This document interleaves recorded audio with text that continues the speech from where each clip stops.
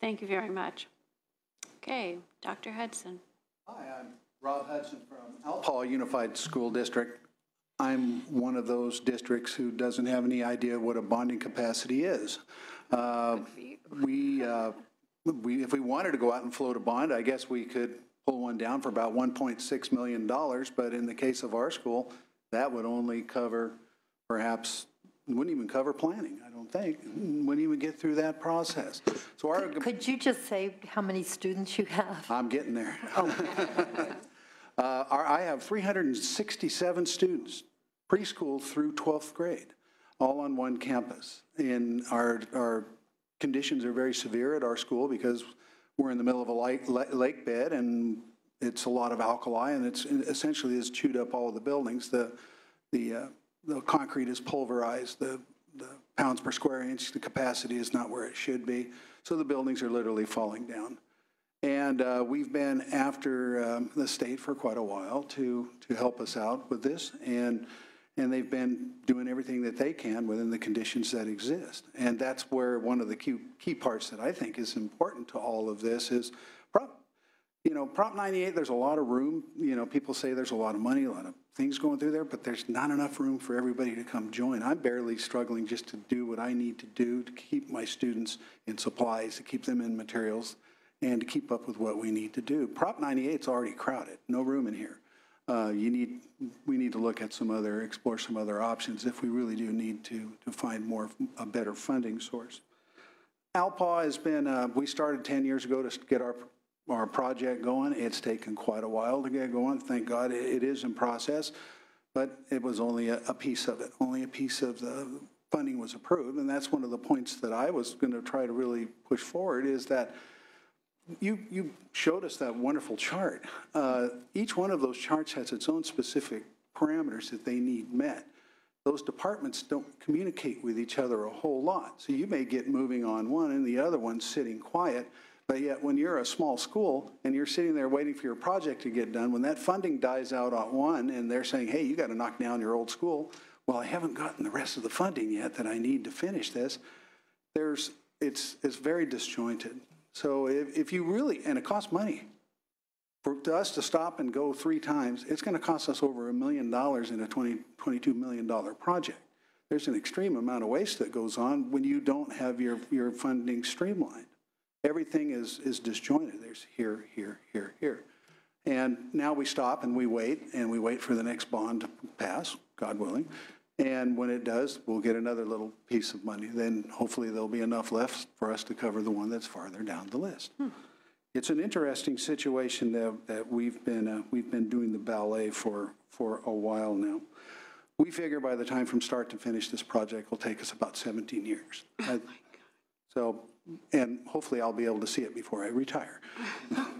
So as far as the governor's proposal, it's quite interesting in terms of that, our bonding capacity is 1.6, and therefore we would be one of those sliding scales. Well, if they're talking about a sliding scale that has a max of 80, goes up to 80%, that still puts Alpaugh out on the tiles. And the reason being is that my people will not pass a bond. They will not even take a $5 increase in their water bill every month. They won't approve that because it's a high poverty district. High poverty districts don't like to spend additional monies to do anything. So you can give me the 80% and that's fine. Well, but what would I do? I'd have to find the money to do the rest, which I would never find. So conditions would be business as usual. When you look at the discussion, boy, everybody's talked about everything. All the notes have been, they've covered all my high points already. So what programmatic recommendations would we have at this point? Well, I think streamlining, as Bill Savage said, is streamlining the application process, streamlining the process in the way that would save tremendous amount of money and headaches. I'm also the elementary principal. I'm also the preschool director, and I'm also the construction manager. And taking care of facilities and coming up and taking care of this is kind of out of my wheelhouse a little bit. Wasn't what I was trained to do, but nonetheless I do it because it's part of the job. Wouldn't it be great if it was a process that we could depend on people to help us get through and without having to go through a maze or a convoluted maze of applications and to have someone come out and sit down with us from the state and say, here's what you need to do, let's get this done. Once it's said and done, it's applied for, everything's up, and we're running. It doesn't work like that. It takes multiple meetings to get things through. You know, hardship districts are all often moved up, which we are. We were moved up to the top of the queue. Thank you. And they've got us some things going that needed to be, our gym was falling over literally, and now we have a new gym that's coming up. Unfortunately, as I said earlier, our other funding sources haven't caught up. The governor's plan, you know, could also include, you know, the possibility of loans to high poverty districts like us. We're in line for funding, but they're dispersed in so many different places. Wouldn't it make sense to pay for it all at once and take the savings that we make because we don't have to go out to bid 3 or 4 times? I mean, there's a lot of little things we could do to make a difference for our school. My students often go and travel and play games in other schools, and they go, you know, Mr. Hudson, why can't we play in facilities like this? Why do we have what we have? And they have their own reasonings. And I always tell them, I said, just be patient. We're working on it as hard as we can. We're doing everything we can do. And now they see the reality of this starting, but yet it's not going to come to complete fruition because there's an incomplete funding source. So what can be done in the long run?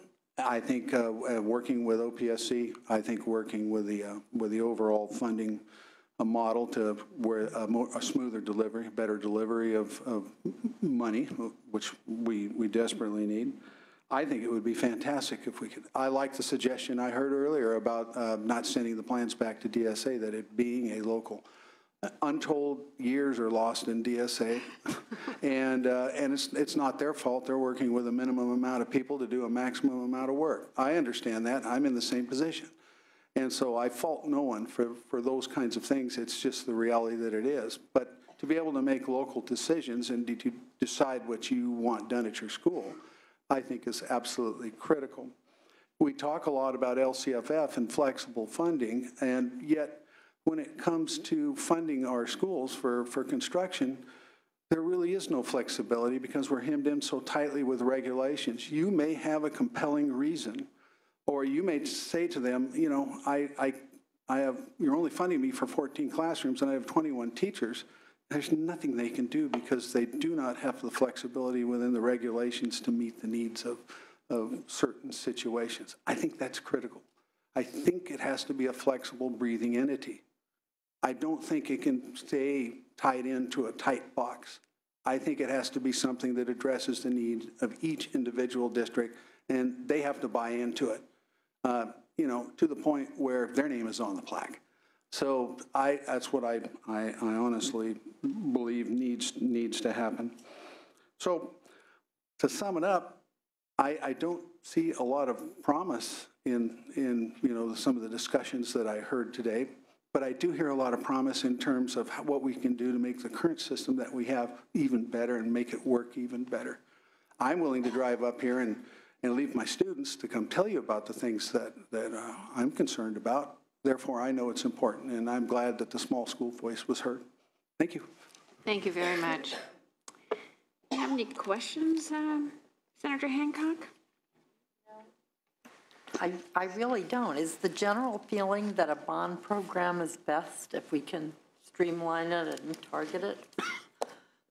I was trying to read between the lines here. You know, it's, with all due respect, I think any one of the things I've heard today, I could probably sit here and answer questions or talk to you about each one for an hour plus, because I love what I do and I'd like to think I know it. So I struggle with the notion of if the state turns over to just a per ADA funding amount on an annual basis, how is that any different than the state taking that same money and serving debt with that money at the state level?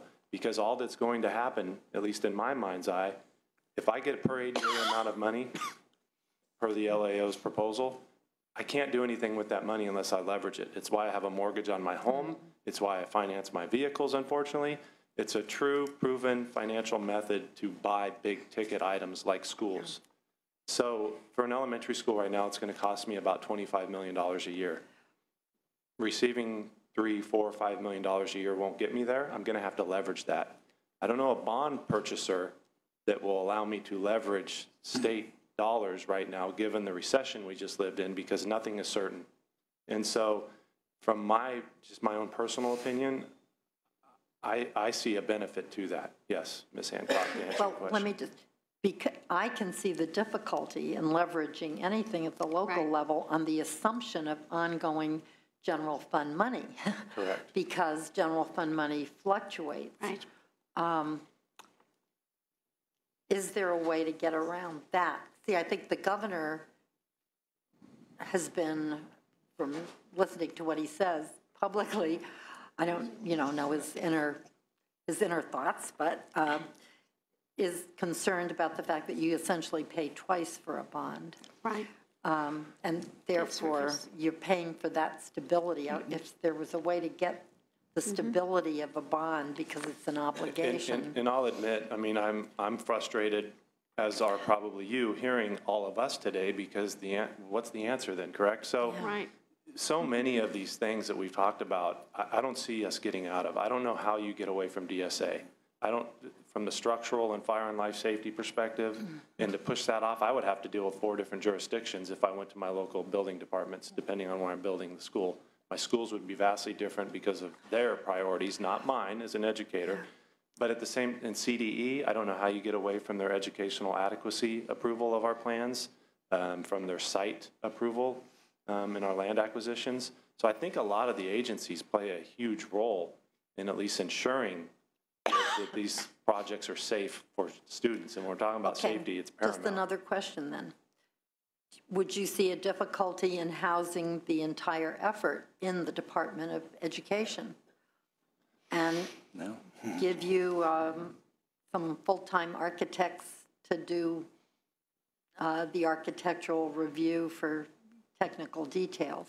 So at the sake of upsetting differing opinions in the room, I would say in the past 5, 6 years, I've somewhat been a quiet advocate of more of a one-stop shop. I think you're still going to need those agencies and the roles that they play. But as was previously mentioned, it's difficult when one agency is questioning what another agency has already approved. Right. Yeah. And you lose Right. time in that regard. And so there would certainly be value to that. No, I would agree with that. I think in terms of the smaller school districts, I think you have one person you talk to, you get the resources you need immediately. And if you have to go from 5, 6, 7, 10 different agencies to kind of work your way through the process, it becomes more challenging, more difficult. And someone from a large school district, we have the resources. But we have the resources simply because we know we have a long-term need that we're going to make that investment internally to address, because this isn't a one-project issue for us. This is hundreds of projects over decades that we're going to try to resolve. So for us, it made sense to make that investment. But a smaller school district is only going to do a couple here projects, 1 school, 2 schools, and having that resource, a one-stop shop, I think would help directly. Absolutely. Yes, and you're getting the gamut right here across how each of us has a different perspective on this. Absolutely. I'm seeing this more as a site administrator looking at what's going on up in Sacramento and what can we do to do this better? What can we do to make this more efficient? And I think this conversation is critical. I think the things that I've heard today, I hold a lot of promise for me. I have a lot of belief that something could come out of this, and not just for Alpa, but for LA and Elk Grove. I think that if there's an acknowledgement that there's diversity is key to this, even in construction. All of us have our own needs, different places to grow, different things to do, different goals. And if the state can join in on with all school districts, large and small, and help us achieve those, wow, wouldn't that be something? Well, that makes me, wonder about another thing, because I know every district is different. One of the reasons I've toyed in my mind with what would happen if we put the whole operation in CDE is simply that I assume that I hope that CDE is full of people with a passion for educating kids, that it's about more than buildings. It's about really, you know, having seen schools that look like prisons, and the analogy between the structures has been noted oftentimes, and schools that really look like welcoming community facilities. It seems to me that if we had some kind of state vision, which might include all schools being green schools, or what we call high-performance schools, all schools maximizing the interaction with the community in different ways, and then try to streamline it as much as possible and leave it up to local districts within those parameters to make their own decisions. Do you think that would work, or is that too prescriptive? I think Rob said it earlier about, you know, we don't spend a lot of, or enough time talking about children in this conversation. You know, it's either we're talking about dollars and cents, bean counters, we're talking about, you know, mortar, you know, steel. I think, you know, if you put it in an agency that's primary function is to, you know, support the educational values of our state, make sure our kids are, you know, succeeding, moving on to, you know, high school, moving on to college, moving on to a career. I don't think there's a better agency that's, you know, focused around that. And I think they would have the best interests of the kids in mind, allowing the schools and the communities at the local level to determine what is the appropriate project, I think is critical, because I think they know what's best. But having an agency oversee that you're meeting Title V, that you're meeting Title 24, and all of that in the background is making sure that there's educational adequacy as at the backstop. I think that makes sense. So I would just say, again, not at the sake of sounding, well, I'll just cliche, you know, it's an exciting time in education, thankfully, for Proposition 30. We can say what we want about the LCFF and the LCAP, but I think the direction we're headed as a state with regard to delivering education to students to meet the needs of the 21st century for jobs that don't yet exist, all of those, it's a wonderful time. And there's some certainty to that, right? Where we're desperately uncertain right now is on the facility side. And I can tell you, there's never been a more uncertain, frankly, in my case, fearful time relative to facilities. I have a need right now for 2 elementary schools at extreme opposing ends of our district, where I've already collected developer fees, as Mr. Lyon pointed out, at the 50% rate. I only have enough resources to build one of those 2. And we're talking bus rides of over an hour. I can't deliver adequate education for those students. So it's an exciting time on the educational side. And I think to satisfy the needs of LCAP, we're going to, as you pointed out, Senator Hancock, we're going to have to change the way we design and build schools, and then go back into our existing schools and change those learning environments. So we're going to need an agency that's mindful of that and allows us that flexibility to deliver our LCAP instruction to our students. So I would agree. Does the, just out of curiosity, does the LCAP process for you really take an inventory of your facilities? Do you take a look at your sites really carefully about? So I've heard a lot, and I've heard a lot today about an inventory. I would remind us all, I believe there already to be education code that requires us to have updated facility master plans. And so if districts are doing that job appropriately, that inventory is really is available. Yeah, it's there. And you do this every 5 years? You do this annually? It varies from district to district. You know, I know Chicago Public Schools, they update theirs every 2 years, but that's a state-funded program, of course, and I don't say that jokingly, but, you know, 5 to 10 years, I would think, would be the norm of what you could see. So it's not difficult, that information is not difficult to obtain? It's a lot of work to produce the document, but once it's there, the information is readily available. Yeah, I would concur. I'm not sure if it's part of the LCAP. I apologize, I don't know that, but I do know from the standpoint of an operational and maintenance and understanding what we're working with, what our inventory is, I think it's critical. I think a lot of school districts are doing it now. I think they're realizing the benefits of it. We just have spent 3 years to give you the magnitude of the work. It's taken us 3 years just to assess our facilities and all of our campuses, and a lot of resources and time, money. But at the end, we now have a full understanding of the condition of our facilities. I know their age. I know when the mechanical, equipment is going to be replaced or need to be replaced. So there's a lot of value in doing that. And I've heard the conversation throughout the day-to-day, and I think it's a good one, how we incorporate it into a future process. Happy to have those conversations to see what makes sense.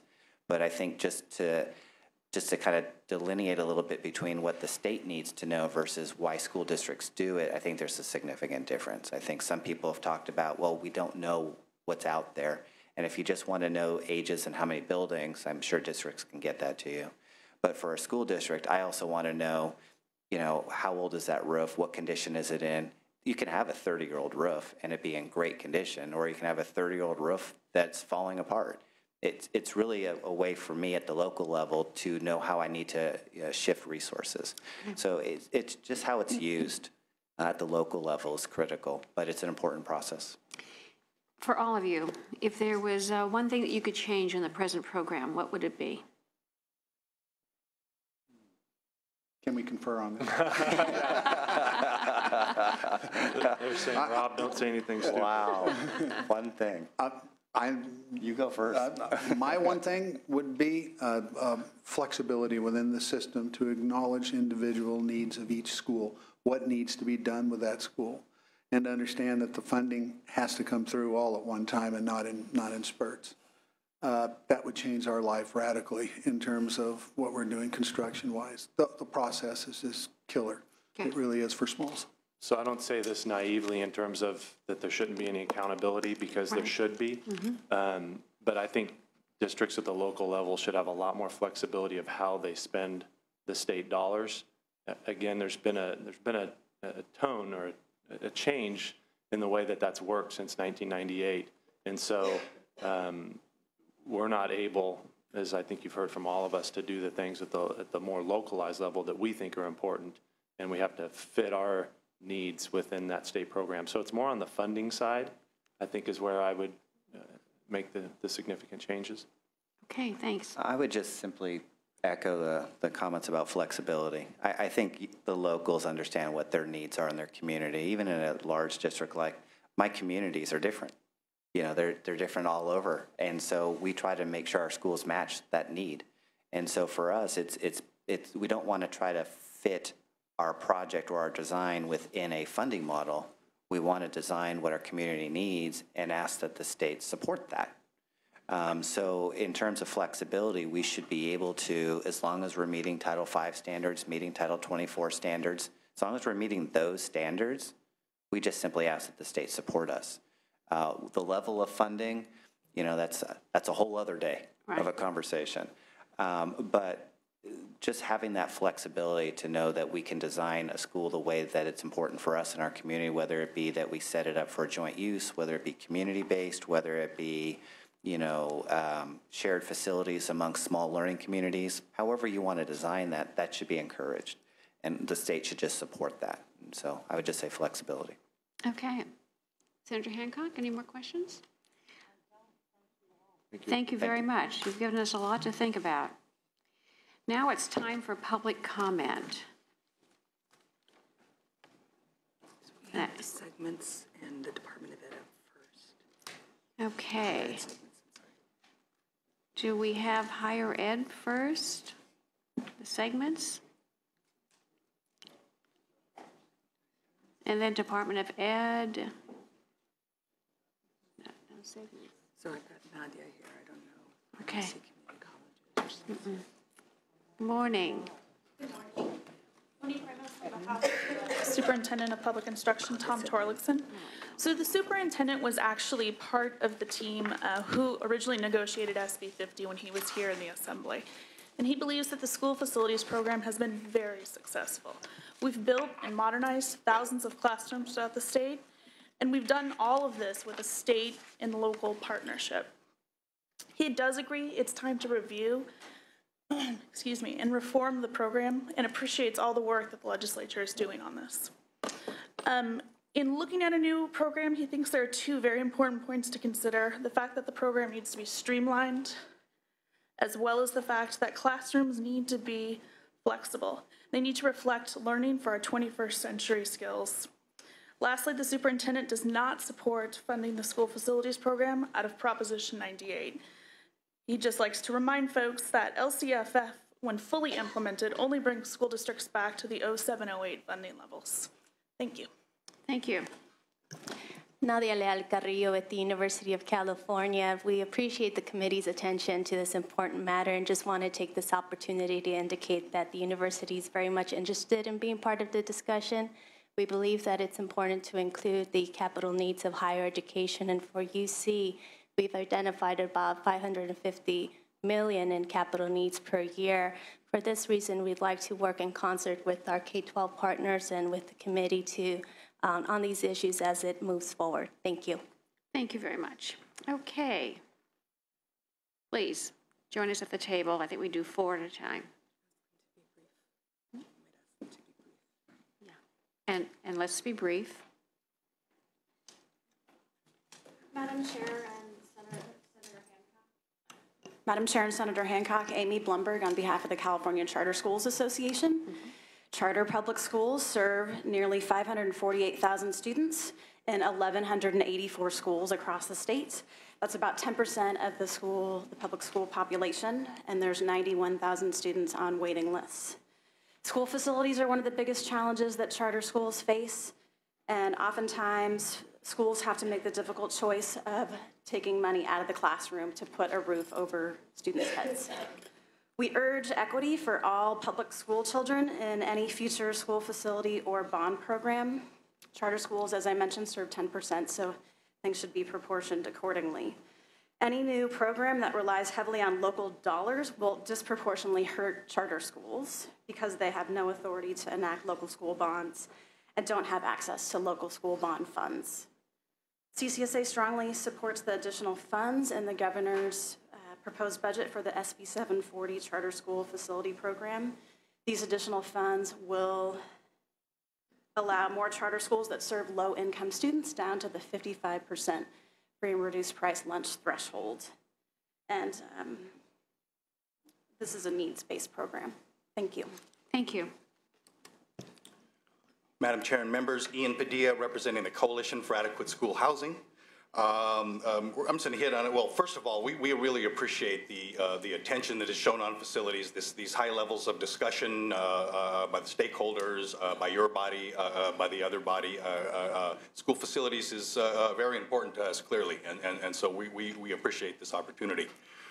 First of all, of course, like a lot of folks have mentioned already, we believe the existing program has been very successful, the state and local partnership aspect of that in particular, so we support a strong and continued robust state role. We believe the California Constitution does require that the state ensures that students have access to safe, secure, educationally adequate schools. The other piece, and also joining a lot of our colleagues in the education community, we definitely do not support funding facilities within Proposition 98 by any mechanism. Certainly, and I think a lot of the arguments against that have been made, but the scope and scale of building combined with local educational priorities, we think that's an untenable approach. The other piece is, and I'm speaking more generally here, is maintenance and operations. A lot of folks have talked about that. We just want to add our voice to the significance of that for achieving these goals, for protecting the state's investment, and we're glad. So we urge you to make sure that that subject is in the mix as we discuss this and go forward. Thank you. Thank you. Rebecca Curley on behalf of the County School Facilities Consortium. CSFC represents county offices of education on school facility issues, and county offices are directly serving a very diverse population of students with specialized needs on a regional basis. This includes special education, community school, court school students, and they all have very unique facilities needs. Smaller class sizes, specialized facilities, support services. And county offices of education also lack access to local resources. They don't have the authority to issue local bonds, and so many of the governor's proposals would not help them. Developer fees, Prop 39 bond caps, those types of things. The school facility program has been a very important tool and resource for county offices and their facilities, and for the students that are served by county offices. And the financial hardship program in particular has been very important for county offices. This program does take into consideration ability to pay and helps provide additional state funds for both county offices and districts that do not have the resources to provide their full local match. As such, the school facility program has really served as a safety net for many of our at-risk students.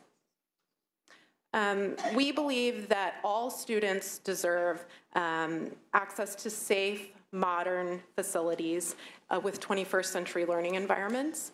And without a state program, many of our county office projects are on hold right now. We believe that the state-local partnership should continue. Thank you very much. Thank you.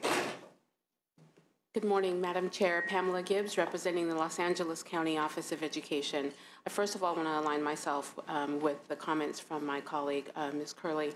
Also, we are encouraged that the administration is continuing these conversations and that your committee is hearing the discussions on this issue. It is of serious concern to us. We also appreciate the administration's focus on needs because as a County Office of Education, eligibility into the state programs is a priority for us. As previously mentioned, we don't have access to bond authority, so we need the state partnership, and we depend on that for the extremely at-risk pupils that we serve. Our ultimate goal is to get the children who we serve in our facilities through the entire spectrum back to traditional schools or continue in the services that they're in. We need to do that with adequate facilities, of course. And lastly, another emphasis for us is on modernization. We really don't have the capacity to build.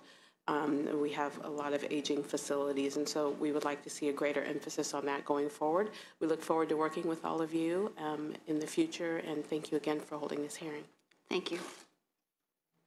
Good afternoon. I'm Patty Herrera. I represent Riverside County Schools. We collectively, our County Office of Education and our 23 districts in the county, educate about 430,000 kids every day. We really appreciate this deep dive into facilities today, and we also really appreciate the conversations we've been having with the administration this last fall. We're at a critical juncture in facilities, as Mr. Pierce had mentioned earlier, and so we really, we look forward to continuing these conversations. With regard to some of the elements that were discussed today, Riverside County, we support the idea and the concept of using a wealth index that we've discussed today in the context of assessed valuation per pupil. We do not, however, believe that a wealth index is a determinant of a district's need for school facilities. We believe that need is defined by, do you have enough spaces to educate the kids in your area, and are your existing facilities appropriate for learning in the 21st century? Those, to us, are the determinants of need. What we think is an appropriate application of a wealth index, assessed valuation per pupil, is to be used as determinant of state level of assistance. We do think that the state program moving forward should provide a basic level of support for all school districts, as well as provide additional resources to those areas of greatest need that the administration has been discussing. With regard to the annualized grant versus what we've historically funded under facilities, I think we need to recognize that we're sort of having this conversation about, do we fund districts or do we fund projects? Because that's what we used to fund, that's what we fund under the SFP, and under the proposal by the LAO and where we think the administration may be going with regard to the annualized grants, that's a major sea change in how we fund school facilities. We're intrigued by this concept. We haven't taken a formal position on it. But we do have one concern about the annualized grant concept, and that is in an area like ours, where we're burgeoning with growth, we're expected to grow by over almost 27,000 kids over the next decade. We wonder how we actually will be able to house our students in the short and medium term in an annualized grant program. So we have that concern, but we look forward to having these discussions in the future. Thank you. Thank you. Good afternoon, Martha Alvarez on behalf of San Diego Unified School District. Thank you to you and the staff for being here and talking about facilities, which is an important topic to address.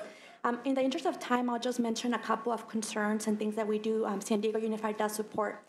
We support that the idea of trying to streamline the existing program. We do believe that there needs to be efforts to make it simplified. We also support the governor's proposal in the intent to raise the local capacity and expand the school district's ability to generate further local bond money. However, we do believe that there's a role for the state to continue to provide that state matching grants for school districts. San Diego Unified has been successful in getting local voter support for local bonds, but we have been able to leverage those local funds with the state matching grants. So we encourage the continuation of those state funds and the local state partnership. We do have serious concerns with any proposal that would use Prop 98 funding for the program. School districts need to be able to have sustainable and reliable funding sources for the long-term planning for school facilities. We do not consider Prop 98 would provide that sustainability or predictability to school districts. So on that note, we encourage a state bond in the future, in the near future, and just encourage the committee to be against any proposal to use Prop 98 funding. Thank you. Thank you. Thank you, Chair Liu. I'm Michael McGee with the California Community Colleges. We just wanted to add our voices as part of the higher ed system. However, as you know, we get our main funding through Prop 98. Our system of capital outlay is very different than the K through 12 system, even though we have links to that. We do have an identified need every year through our capital outlay process of about $1.8 billion in approved projects, with $2.3 billion in preliminary proposals, and an estimated need over the next 10 years of $38.7 billion, half of which we think we would have through the local bonds. So our need is great. Our interest in this are also just as great, and we want to include ourselves in these voices. So thank you very much. Thank you. Madam Chair, members, Jeff Frost, representing the California Association of Suburban School Districts, the Central Valley Education Coalition, of which Mr. Hudson Small District is a member, and the California School Boards Association. First, thank you for this hearing. I thought it was very enlightening. I think that the committee asked a lot of good questions that will help as we move forward. We want to work closely with the committee. As you have indicated, your bill is a vehicle for discussion and possible change. Generally speaking, I think your last panel was very compelling, from very large to very small, and there were two main components that came up. Everyone is in agreement that while the existing program should not be thrown out, there are changes that can be made and improvements that can be made. We would agree with that as well. The second piece is that we have to have funding that A, we can leverage, and B, we can count on. And Proposition 98 and the state budget is not that. You and I have both been around this building way too long. We've seen ebbs and flows. That's how the state economy is built, with ebbs and flows. We just can't leverage that money. Bonding entities won't do it for us. So we really need to look at, in my mind, a state bond program, as we have had. I think it's reasonable to look at different approaches within that debt financing that don't necessarily need to be 30 years in length. You know, obviously that creates situations where you can't buy as much, but the debt isn't as long or as expensive. So I think those are areas that the committee would want to look at. We look forward to working with you. Thank you. Thank you very much. Madam Chair, members, Steve Henderson representing the California School Employees Association, and this morning speaking on behalf of the Education Coalition. I won't repeat everything that you've already heard. I'll try to be as brief as possible. The Education Coalition supports the historical state and local partnership, providing facilities through the state obligation bonds. We think that has been a very successful program, and it has worked for all types of districts throughout the state. We also want you to know that we oppose funding school facilities through Prop 98. And I just want to be brief and say one statement with respect to that. You know, over the last few years, we've gone through a $20 billion cut in education funding. We are just now starting to build back the education programs that we lost. We are just now starting to hire the staff to implement those education programs. We've got a new allocation method called LCFF, Local Controlled Funding Formula. We are still trying to get back to where we were. And what we keep hearing is every time something new comes up, it's like, oh, well, you can pay for it under LCFF. The LCFF funding will take care of that. And I think people tend to forget the LCFF funding is funding that is basically restoring the cuts that we had to take previously.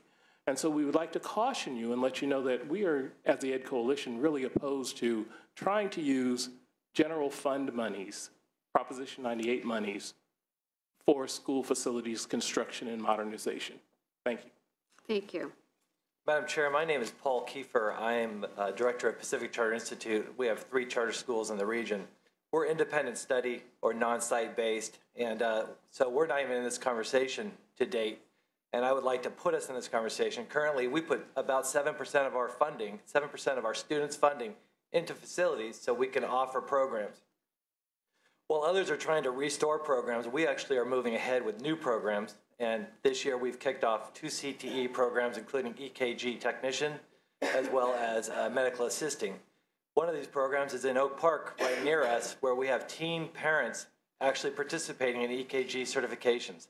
This requires real estate. It requires our ability to access real estate so that we can promote these programs for our youth.